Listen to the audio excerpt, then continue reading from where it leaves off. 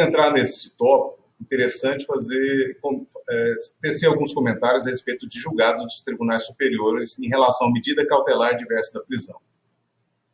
Então, aí nós temos o julgado aí do Supremo Tribunal Federal, cujo trecho do julgado traz a seguinte mensagem: a imposição de qualquer medida cautelar pessoal, inclusive a prisão, reclama a indicação dos pressupostos fáticos que autorizem a conclusão de que o imputado, em liberdade, criará riscos para os meios ou o resultado do processo, pois, do contrário, estar-se-ia incorrendo em verdadeira antecipação de pena.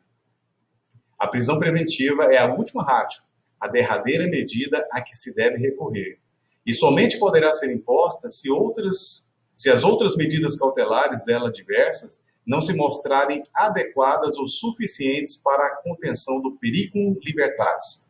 Artigo 282, parágrafo 6º do CPP. Esse trecho é do HC 151-788, cujo relator é o ministro Dias Toffoli, julgado de 2018.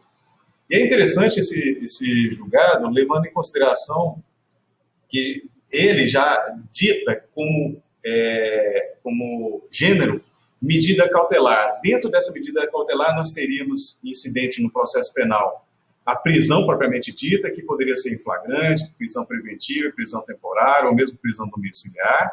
E, de outro lado, que não envolveria o cerceamento do direito de liberdade, nós teríamos medidas cautelares diversas da prisão, e todas elas nós já estudamos, as possibilidades ali, em rol exemplificativo.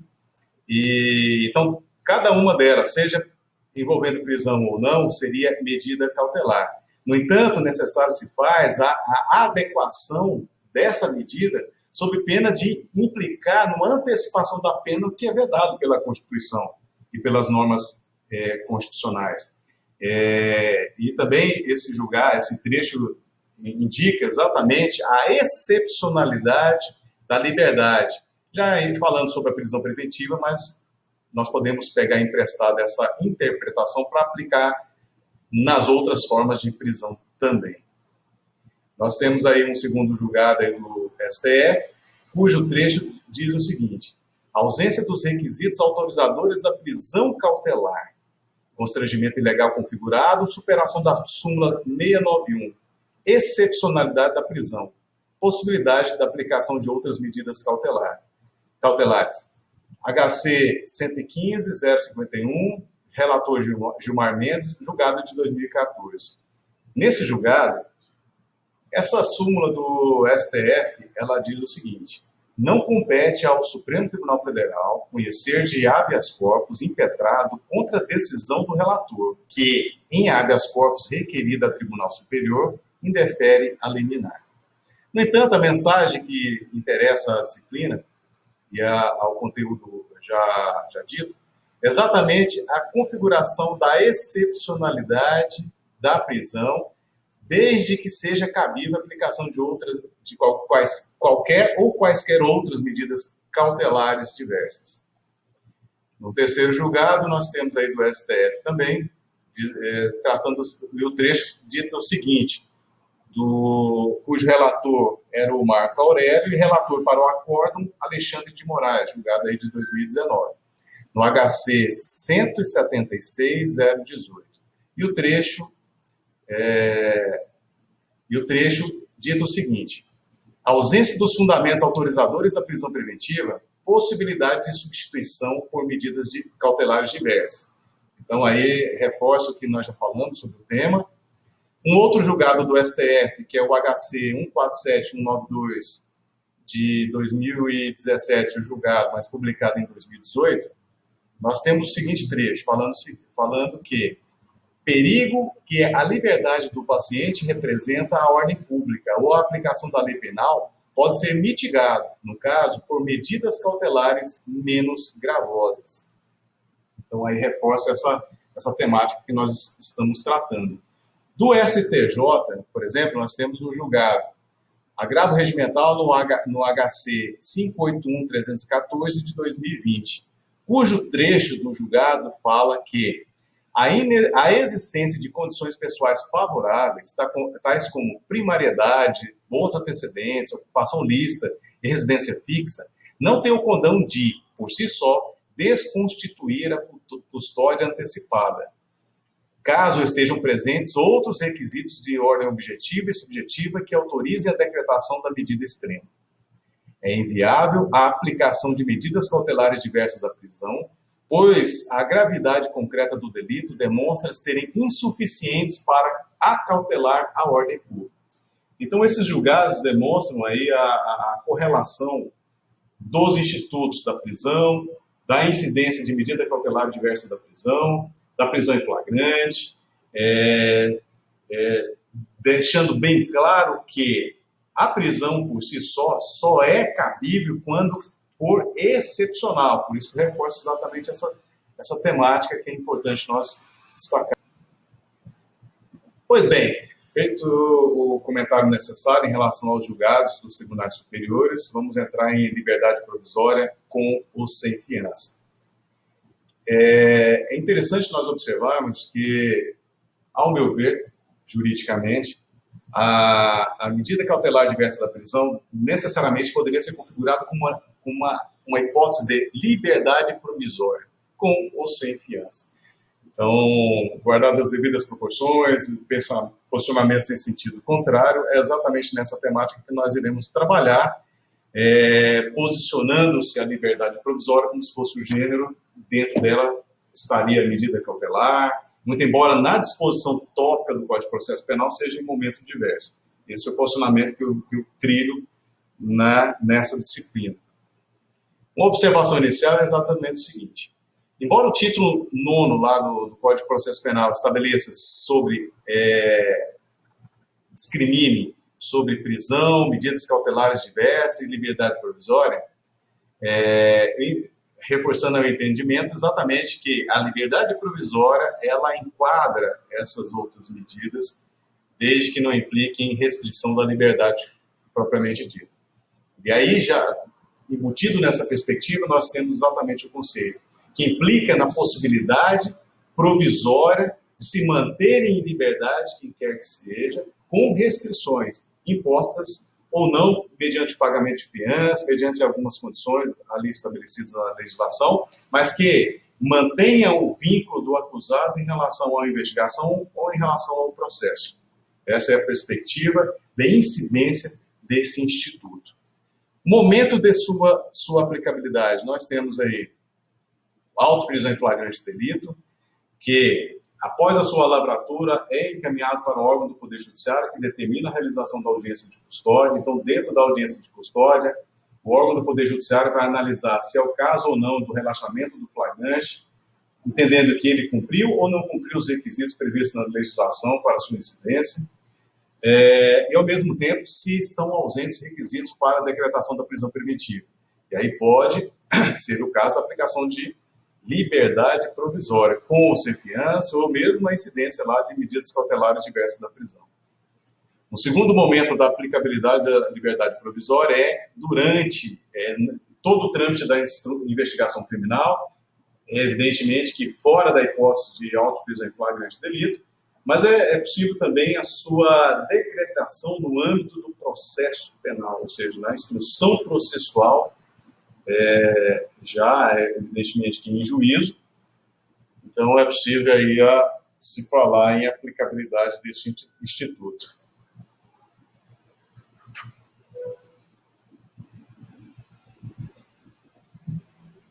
Então, o juiz considerar a liberdade provisória, prevista no artigo, a combinação dos artigos 321 com o 282 do CPP, e, se o caso, medidas cautelares diversas da prisão. Isso quer dizer exatamente o seguinte: em cima dessa interpretação, nós temos o seguinte posicionamento. Lembrando que quaisquer dessas medidas implicaria no condicionamento do acusado à investigação ou ao processo penal, mediante cumprimento de algumas condições ou requisitos, conforme o caso. Exceto, nós iremos estar trabalhando também, a hipótese de liberdade provisória sem condição. Pois bem, essa perspectiva quer dizer exatamente o seguinte: a liberdade provisória pode ser aplicada com medidas cautelares. Então, seria uma consequência natural exatamente da incidência de uma medida cautelar, implicando na liberdade provisória do acusado. Então, é LP no caso aí. E nós temos também a possibilidade da sua incidência sem medidas cautelares, mas desde que o acusado esteja disponível lá para a investigação, para o processo, e ou compareça aos atos da investigação e ou processo. Então, tem que estar à disposição da justiça como um todo, na fase processual ou na fase pré-processual. O âmbito de incidência, com maior claridade que nós podemos vislumbrar, é do artigo 23 do Código Penal Brasileiro, que estabelece as causas de exclusão da antijuridicidade e da ilicitude, que seria legítima defesa, estado de necessidade, estrito cumprimento do dever legal e exercício regular de direito. Então, aí o 310, inciso 3º e parágrafo 1º do CPP permite essa situação em situações dessa natureza. Mas, em todo caso, a decretação deste benefício, exatamente por meio de decisão fundamentada da autoridade judiciária competente. Isso quando não for o caso lá da aplicação, por exemplo, que a gente vai estar falando, da fiança pelo delegado de polícia. Outra situação aplicável é exatamente que a liberdade provisória, ela pode ser revista a qualquer tempo. Pois bem, a liberdade provisória pode ser obrigatória ou compulsória, quando ela deve ser efetivamente concedida. Então, não há margem para a autoridade competente deixar de atender a um benefício do acusado. Um exemplo que nós tratamos na compulsória é exatamente a prática de contravenção penal.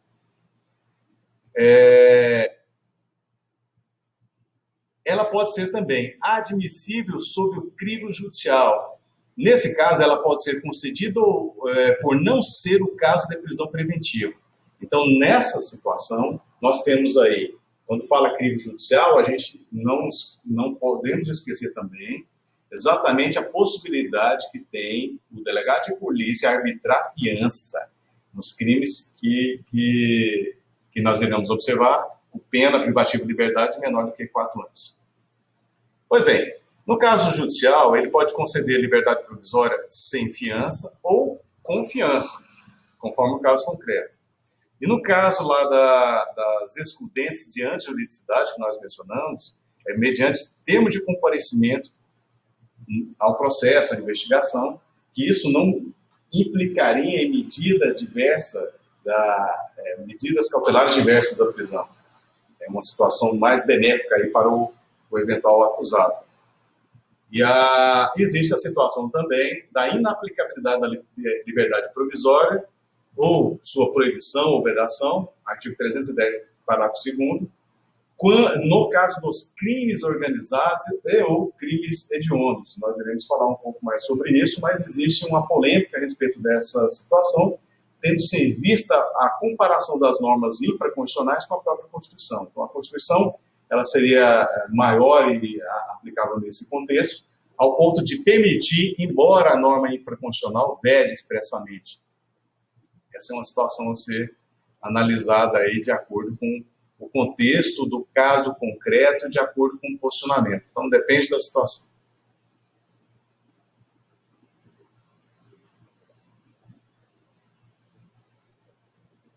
Pois bem, uma das principais modalidades de liberdade provisória que nós temos, que é muito em voga, é exatamente a fiança. E a fiança é nada mais, nada menos do que uma forma de liberdade provisória mediante contraprestação com valoração econômica para manter-se em liberdade.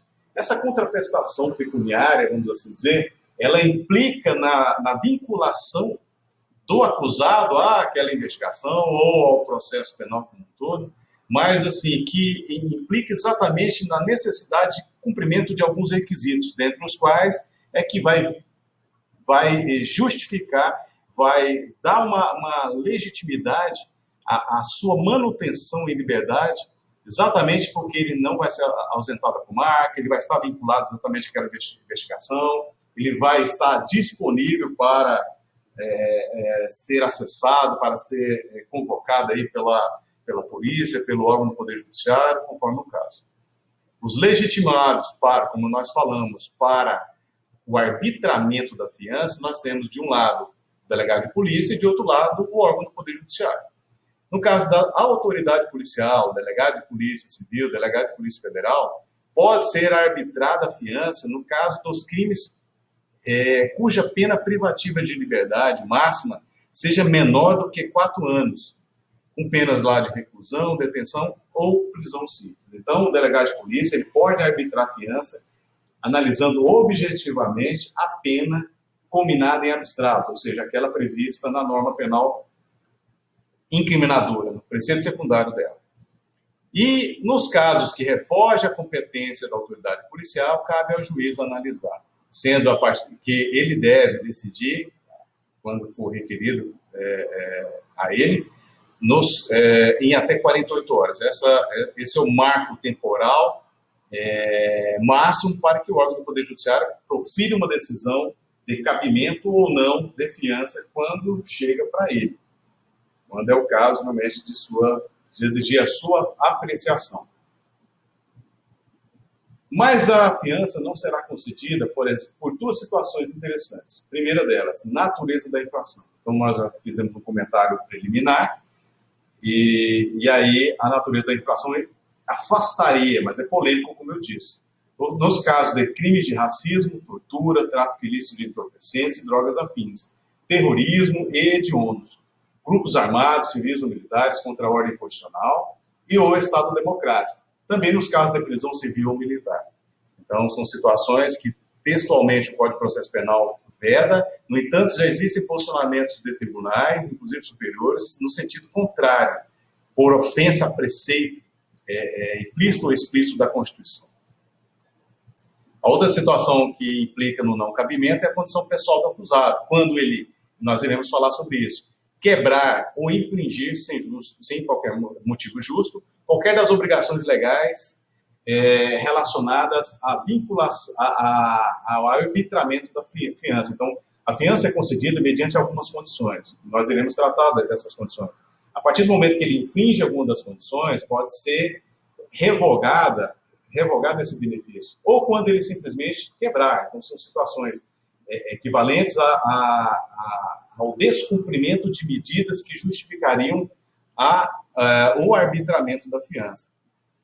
Outra situação que implicaria no não cabimento ou na não manutenção da fiança em si seria se surgissem elementos novos que permitissem a decretação da prisão preventiva.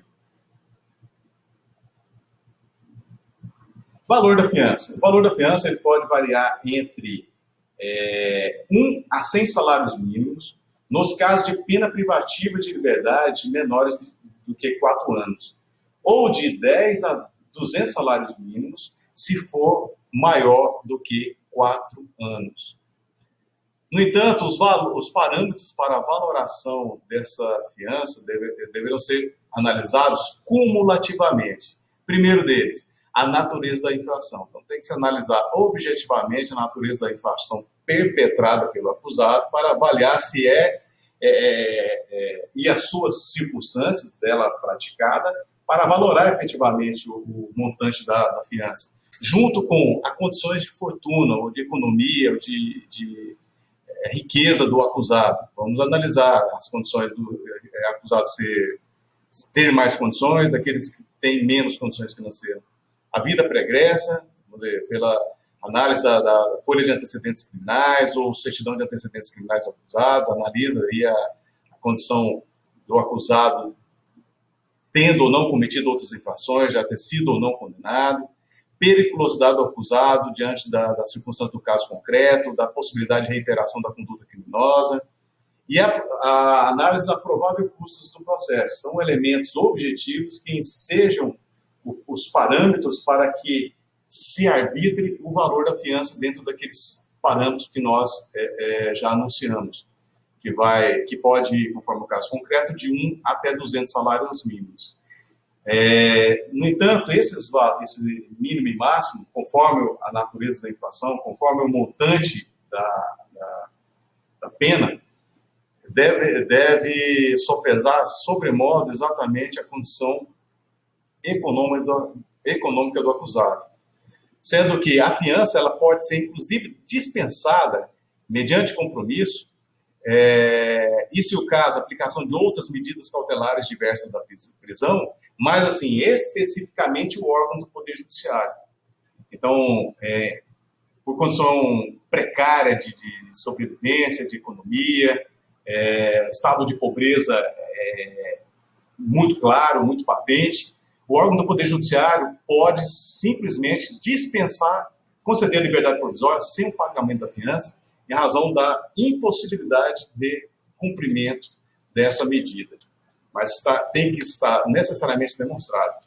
O artigo 350 do Código de Processo Penal estabelece que só o juiz pode. No entanto, esse só o juiz pode, não poderíamos fazer uma leitura que a autoridade policial também poderia? Hoje, essa indagação seria prejudicada, de certo modo, levando em consideração que, nas hipóteses de prisão em flagrante, em que o delegado de polícia poderia arbitrar a fiança,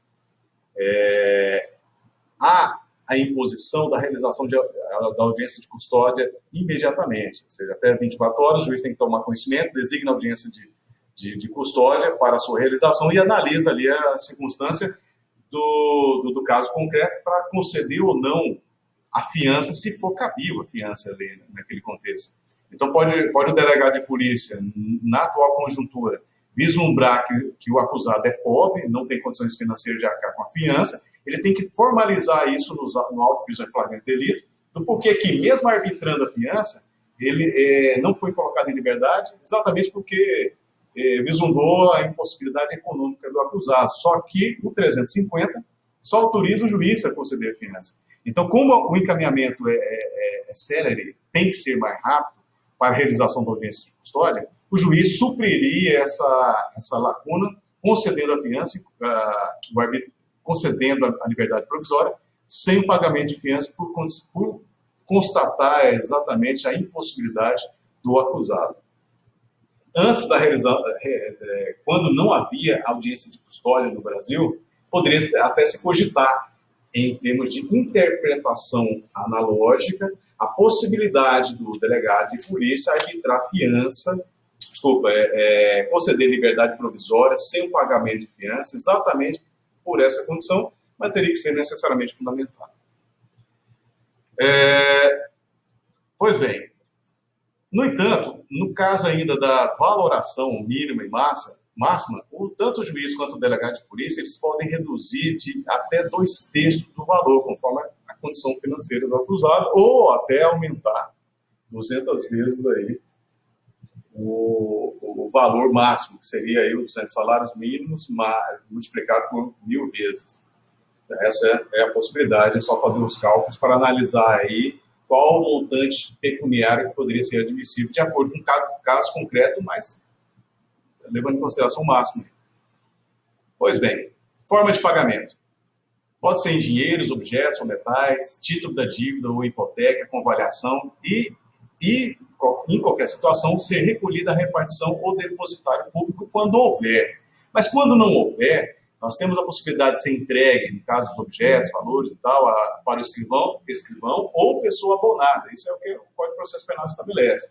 Essa figura é uma figura que é dispensada hoje exatamente pelo fato de existir o escrivão, que deve dar uma destinação legal para qualquer bem que tenha recebido no prazo de até 3 dias. Então, nós podemos observar que esse rol é um rol meramente exemplificativo da possibilidade que tem o acusado de suprir a exigência do pagamento da fiança com bens que tenha valoração e possa efetivamente permitir aí a sua colocação em liberdade.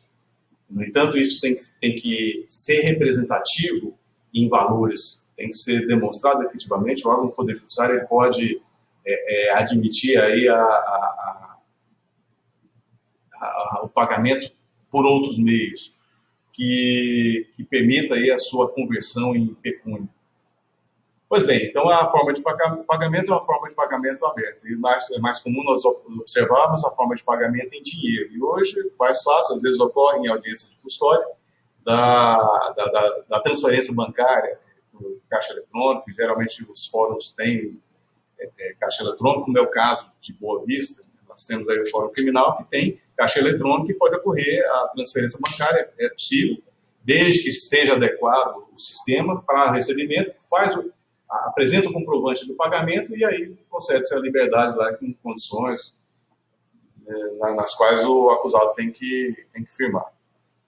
Finalidade do pagamento de fiança, nós temos aí pagamento das custas processuais, indenização do dano causado, ou seja, o objeto de tutela jurídica tem que ser reparado, prestação pecuniária, que é outra medida sancionatória no caso de sentença condenatória, aplicação de multa criminal, que não é necessariamente uma multa civil, mas concomitante aí a incidência de outras penalidades. Como nós observamos, a prática de infração penal pode gerar multa cumulativa à restrição da liberdade. Então, assim, no caso da multa, ela pode ser aplicável mesmo depois, mesmo com a prescrição, depois da sentença condenatória. É uma situação interessante de observar. Como eu fiz o comentário, essa imagem mostra um preso que está aí aparentemente com um fuzil em via pública e aí com a sua tornozeleira. Até que ponto isso seria adequado como medida cautelar diversa da prisão? Cada um pode fazer uma interpretação em cima dessa imagem e do contexto normativo, que é o que a gente está comentando.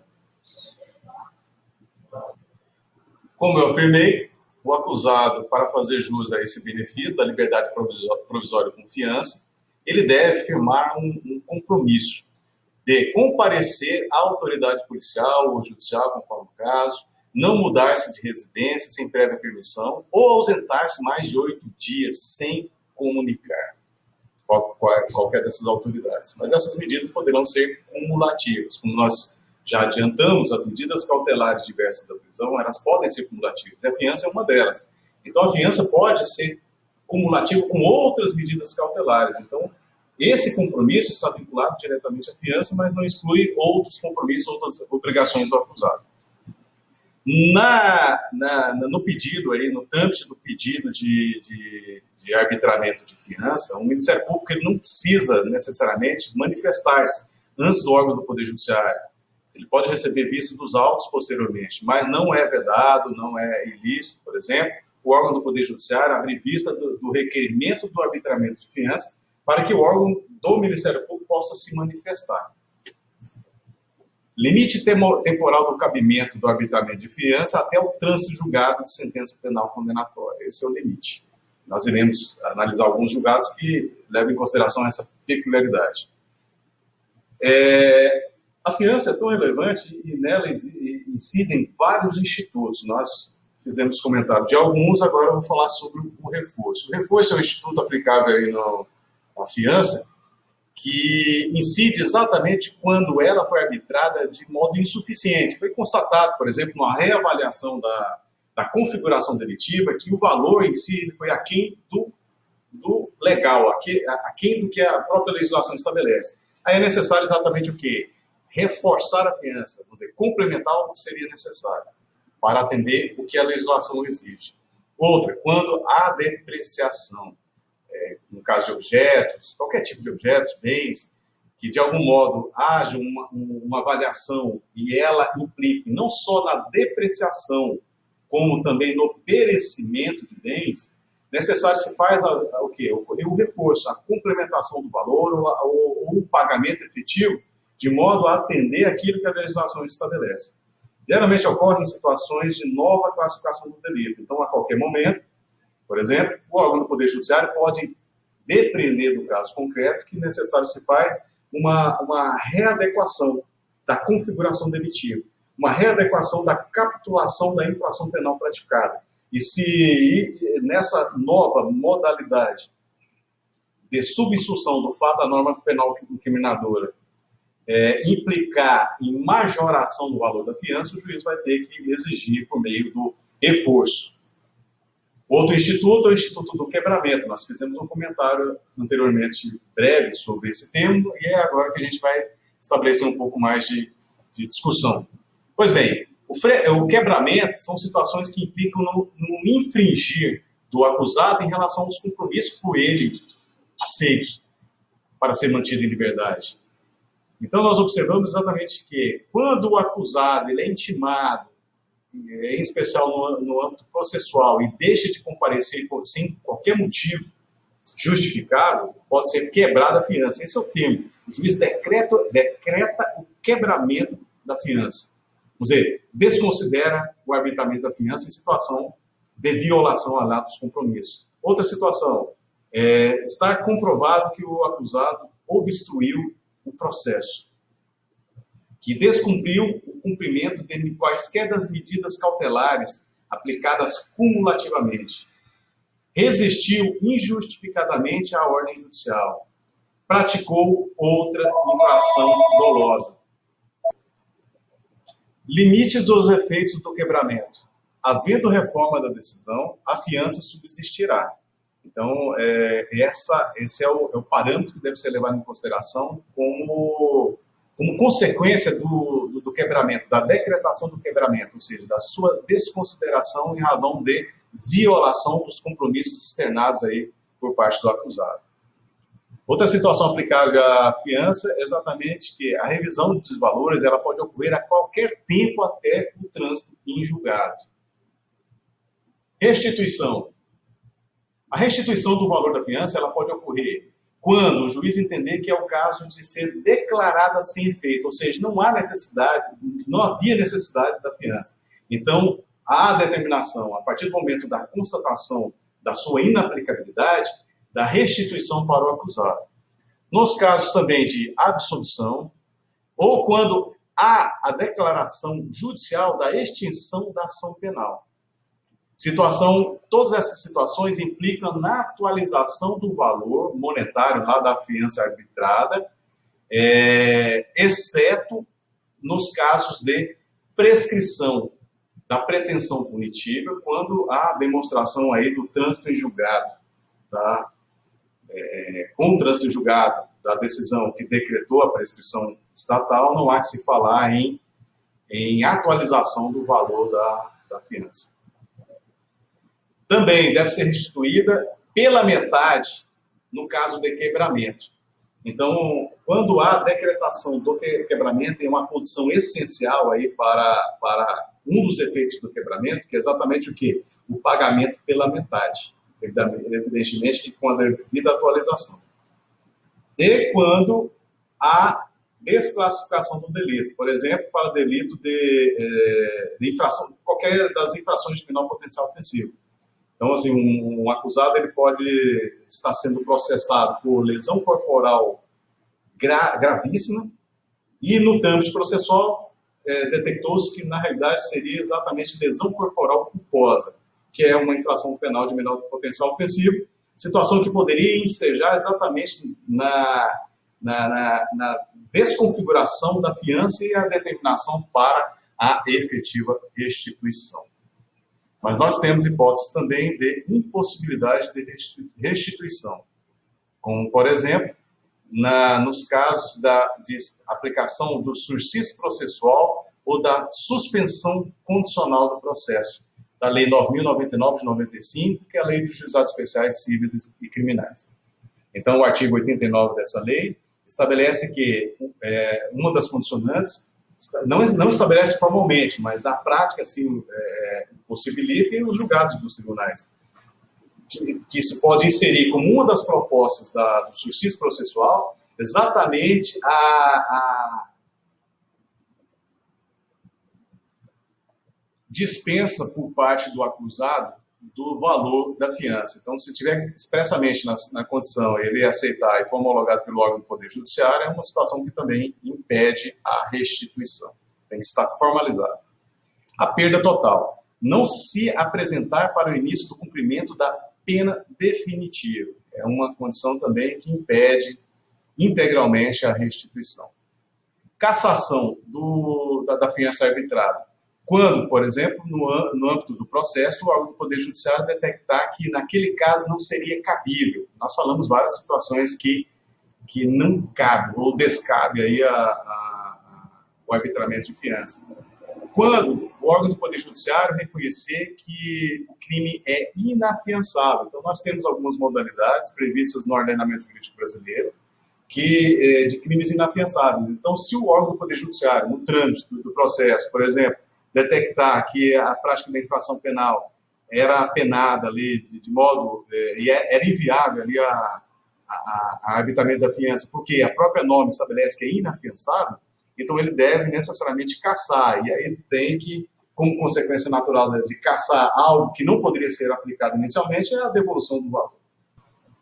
Nos termos do artigo 5º, inciso 43 da Constituição, são crimes considerados inafiançáveis, ou seja, não cabe fiança de qualquer modo, a partir do momento que a autoridade constata a sua incidência, a tortura, o tráfico ilícito de entorpecentes e drogas afins, o terrorismo e os definidos como crimes hediondos, por eles respondendo os mandantes, executores e os que, podendo evitá-los, se omitirem.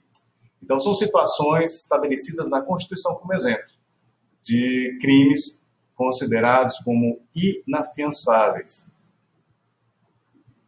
Pois bem, nesse contexto geral, nós podemos ter uma percepção a respeito da incidência desse instituto. Antes, porém, fazer comentários de alguns julgados relacionados à fiança. Do Supremo Tribunal Federal, nós temos aí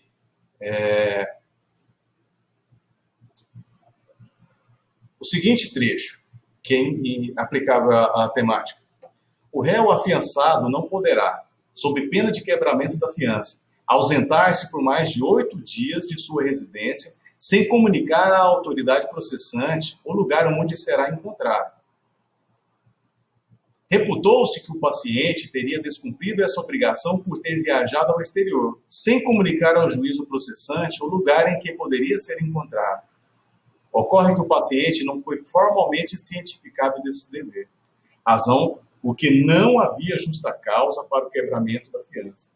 Ainda que se repute válido o quebramento da fiança, dispõe o artigo 324, primeiro do CPP, que não será, igualmente, concedida fiança aos que, no mesmo processo, tiverem quebrado fiança anteriormente concedida ou infringido, sem motivo justo, qualquer das obrigações a que se referem os artigos 327 e 328 deste Código. Esse julgado é interessante para estabelecer que é extremamente formal, não basta estar na norma, tem que ser cientificado formalmente o acusado do que deve ou não fazer para manter ali o benefício da liberdade provisória mediante fiança. Nesse caso, ensejou a liberdade do acusado, porque foi arbitrado uma nova fiança. Esse julgado é o HC 138.567 do Supremo, como eu disse, cujo relator é o Dias Toffoli, julgado em 2017. Um outro julgado, também do Supremo, cujo trecho diz o seguinte: a partir da Lei 6.416 de 1977, que alterou o CPP, a afiançabilidade da infração penal verifica-se em função da pena abstratamente combinada, independentemente da que concretamente tenha sido aplicada pela decisão condenatória recorrível. É o HC 76268, Carlos Veloso é o relator, de 2003. E aí nós temos um outro julgado, também do Supremo, falando o seguinte: inexistindo condenação anterior com trânsito em julgado, cabível é a fiança, assistindo ao paciente ao direito de aguardar em liberdade o trânsito em julgado da condenação. O julgado lá o HC 76714 de 2001. E aí, por último, nós temos um outro julgado. Na dicção dos artigos 325 e 326 do CPP, a situação econômica do réu é o principal elemento a ser considerado no arbitramento do valor da fiança. Diante da incapacidade econômica do paciente, aplicável a concessão de liberdade provisória com dispensa do pagamento da fiança, sujeitando às obrigações constantes dos artigos 327 e 328 do Código de Processo Penal. Ou seja, Essa é a incidência do artigo 350 do CPP, em que o órgão do Poder Judiciário, de acordo com o caso concreto, ele pode dispensar o pagamento da fiança. É o HC 137078, relatora Rosa Weber, de 2017. Pois bem, mas assim, eu ainda vou falar esse último que está na tela, que é a impossibilidade de satisfação da fiança arbitrada, considerada a situação econômica do preso, implica o implemento da liberdade provisória, a teor do artigo 350 do CPP, sob pena de configuração da prisão civil. Esse julgado é o HC 130.402, relator Marco Aurélio, de 2017. É interessante esse julgado, porque equipara a multa, o arbitramento da fiança à prisão civil ou civil. Então, numa situação como essa, é vedado pelo ordenamento jurídico brasileiro a imposição, no caso de impossibilidade de seu pagamento, a restrição da liberdade de qualquer modo. São os julgados aí que eu reputo relevantes para a discussão dessa temática e fechamento aí do tópico, com o seguinte slide, que diz: a defesa do excelso direito de primeira geração ou dimensão dos direitos fundamentais, como é o caso do direito à liberdade, uns entendem que seria geração, outros dimensão, eu não vou me ater aí a preferir um ou outro, mas é interessante nós visualizarmos que o direito fundamental, o direito à liberdade em si, como direito fundamental, ele é supremo, ele é algo que deve ser sagrado sob a ótica do direito. Porém, não se pode negligenciar o direito da sociedade à segurança pública, que, aliás, também está previsto na Constituição. Então, nós deveremos analisar uma situação como essa, levando em consideração Robert Alex, a ponderação dos princípios fundamentais, e nada melhor do que analisar caso a caso para estabelecer aquilo que deve, aquilo que não deve incidir, restringir ou não a liberdade de quem quer que seja, com a devida fundamentação judicial. Esse é o particular aplicável aí nesses institutos. Só reforçando aí que a liberdade é a regra, a prisão é a exceção.